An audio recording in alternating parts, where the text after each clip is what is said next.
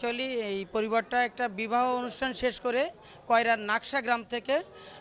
মোংলার হচ্ছে মোংলা উপজেলার পাশে শাওলবনিয়া গ্রামের উদ্দেশ্যে নিজেদের বাড়িতে যাওয়ার উদ্দেশ্যে রওনা দিয়েছিল।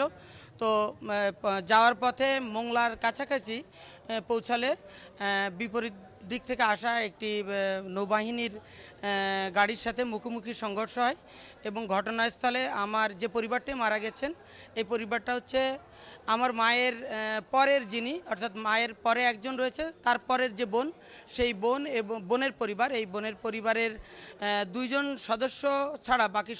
সকল সদস্য এখানে মৃত্যুবরণ করেছেন। আমি খুলনাতে ছিলাম, আমাকে যে জীবিত সদস্য রয়েছে তার নাম আশরাফুল আলম জানি, সে আমাকে ফোন করে জানিয়েছে যে ভাইয়া আমাদের এরকম সাব্বিরের বিয়ের গাড়িটা অ্যাক্সিডেন্ট করেছে, দুইটা ডেড বডি স্পট ডেড, এখানে দুইজন মারা গেছে, আপনার বাকিগুলোর নিয়ে খুলনা মেডিকেলে গেছে, আপনি একটু খুলনা মেডিকেলে যান।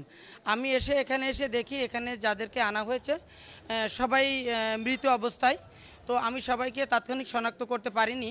যাদেরকে শনাক্ত করতে পেরেছি